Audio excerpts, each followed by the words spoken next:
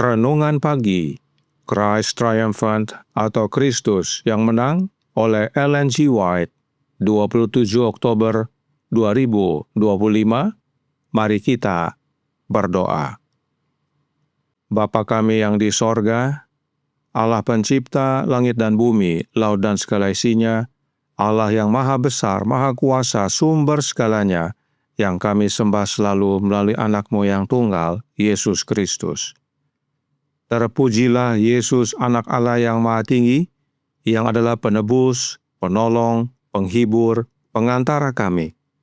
Pada pagi hari ini kami bersyukur boleh bangun dan berbakti, dan sebagaimana membaca dan mendengarkan nasihat firman-Mu, kiranya ini menjadi pembaharuan bagi kami semua, agar dapat berdiri seperti Stefanus, mengabarkan kebenaran dan tanpa takut akan aniaya maupun kematian. Beserta kami sepanjang perbaktian ini kehendak-Mu yang jadi, ampun kami akan dosa dan salah, karena kami berdoa hanya dalam nama anak Allah yang tunggal, Yesus Kristus, yang adalah Tuhan dan Juru Selamat kami. Amin. Renungan hari ini akan dibacakan oleh Saudara Stephen Ayorbaba. Kepada Saudara Stephen, kami persilahkan. Selamat pagi, saudara-saudara yang Tuhan Yesus kasihi. Judul renungan kita pada pagi hari ini adalah Stefanus, Martir Kristen Pertama. Ayat inti terdapat dalam Kisah Para Rasul 7 ayat 57 dan 58. Maka berteriak-teriaklah mereka dan sambil menutup telinga serentak menyerbu dia. Mereka menyeret dia keluar kota, lalu melemparinya. Stefanus adalah martir Kristen pertama. Musuh-musuh Allah dan kebenaran merasa tergerak oleh kebencian dan pertentangan. Setan mendorong mereka untuk menentang kebenaran. Stefanus harus berdebat dengan para pendebat yang paling licik dan menipu, dengan harapan dapat membingungkan dan mematahkan argumennya. Jika Stefanus tidak menyelidiki kitab suci dan dirinya sendiri dikuatkan dengan bukti firman Allah, ia tidak akan mampu menanggung ujian itu. Tetapi ia mengetahui dasar imannya dan teguh, dan ia siap untuk menjawab para penentangnya. Stefanus menang. Ia berbicara dengan keyakinan, hikmat, dan kuasa yang mencengangkan dan membingungkan para pendebat kebenaran. Ketika mereka mendapati diri mereka bingung dan kalah dalam setiap upaya, mereka bertekad untuk menghancurkannya. Seandainya orang-orang yang mengaku jujur dan bijaksana ini sungguh-sungguh mencari kebenaran, mereka pasti akan mengakui bukti bahwa mereka tidak dapat membantahnya. Namun, bukan itu tujuan atau karakter mereka. Mereka membenci Kristus. Mereka membenci semua pengikutnya, dan mereka menghukum mati Stefanus. Manuskrip 17, 1885. Stefanus seorang yang dikasihi Allah dan yang bersusah payah memenangkan jiwa bagi Kristus. Kehilangan nyawanya karena ia memberikan kesaksian yang penuh kemenangan tentang Juru Selamat yang disalibkan dan bangkit. Catatan mengatakan bahwa ia penuh iman dan kuasa, dan bahwa ia melakukan mujizat-mujizat besar di antara orang-orang. Namun, roh yang telah memanifestasikan dirinya dalam pertentangan sengit terhadap penebus dunia masih bekerja dalam diri anak-anak durhaka. Kebencian yang ditunjukkan musuh-musuh kebenaran terhadap anak Allah, mereka nyatakan dalam kebencian mereka terhadap para pengikutnya. Dalam terang yang mereka lihat pada wajah Stefanus, para penguasa memiliki bukti dari Allah, namun mereka meremehkan bukti tersebut. Andai saja mereka mau mendengarkan, andai saja mereka mau bertobat, namun mereka tidak mau.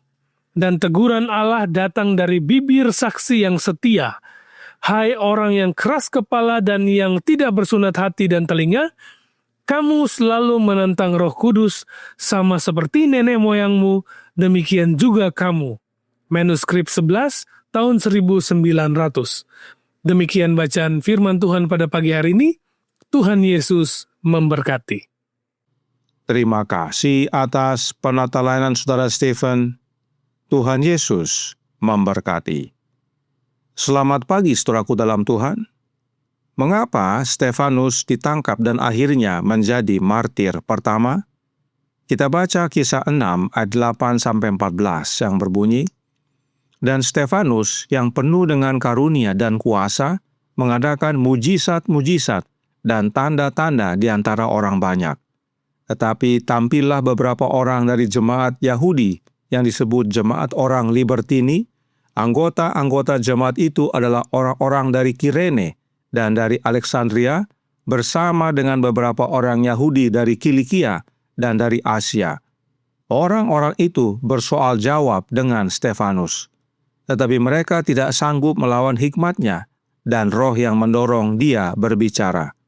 Lalu mereka menghasut beberapa orang untuk mengatakan, 'Kami telah mendengar dia mengucapkan kata-kata hujat terhadap Musa dan Allah.' Dengan demikian, mereka mengadakan suatu gerakan di antara orang banyak serta tua-tua dan ahli-ahli Taurat. Mereka menyergap Stefanus, menyeretnya dan membawanya ke hadapan mahkamah agama. Lalu mereka memajukan saksi-saksi palsu yang berkata, 'Orang ini terus-menerus mengucapkan perkataan yang menghina tempat kudus ini dan hukum Taurat, sebab kami telah mendengar dia mengatakan bahwa Yesus, orang Nazaret itu, akan merubuhkan tempat ini dan mengubah adat istiadat yang diwariskan oleh Musa kepada kita.' Inilah penyebab Stefanus ditangkap dan akhirnya dihukum mati.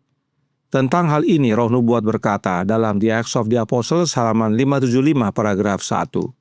Sepanjang zaman, saksi-saksi yang ditunjuk Allah telah membuka diri mereka pada celaan dan penganiayaan demi kebenaran. Inilah yang dialami oleh Stefanus, khususnya karena dia mengabarkan tentang Yesus Kristus. Apakah karena dirinya sendiri? Oh tidak. The Acts of the Apostles halaman 97 paragraf 1 berkata, ia tidak hanya berbicara dalam kuasa Roh Kudus, tetapi juga jelas bahwa ia adalah seorang pembela nubuat dan ahli dalam segala hal hukum Taurat. Ia dengan cekatan membela kebenaran yang ia bela dan mengalahkan lawan-lawannya. Stefanus seorang pelajar yang tekun, dan oleh karena kuasa Roh Kudus, dia menyampaikan kebenaran kepada sidang. Ini nasihat bagi banyak orang, sebab banyak orang rindu menjadi saksi, tapi tidak pernah belajar. Sama seperti Yesus, dia belajar dan saat berkata-kata bukan dari dirinya, tetapi atas perintah Bapanya dalam hidupnya. Artinya, apa yang Yesus pelajari itulah yang disampaikan, namun atas pengendalian Roh Kudus. Karenanya Roh Nubuat berkata dalam Kisah Para Rasul halaman 486 paragraf 1. Demikianlah akan jadi kepada semua orang yang akan hidup saleh dalam Kristus Yesus. Aniaya dan hinaan menunggu semua orang yang diilhami dengan Roh Kristus. Inilah yang Stefanus alami.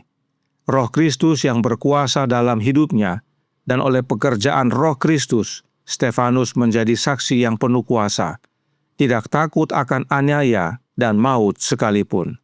Sebab di Acts of the Apostles halaman 575 paragraf 2 menyatakan, teladan-teladan keteguhan manusia ini menjadi saksi kesetiaan janji-janji Allah, kehadirannya yang kekal, dan kasih karunia-Nya yang menopang. Teladan-teladan ini menjadi saksi kekuatan iman untuk melawan kuasa dunia.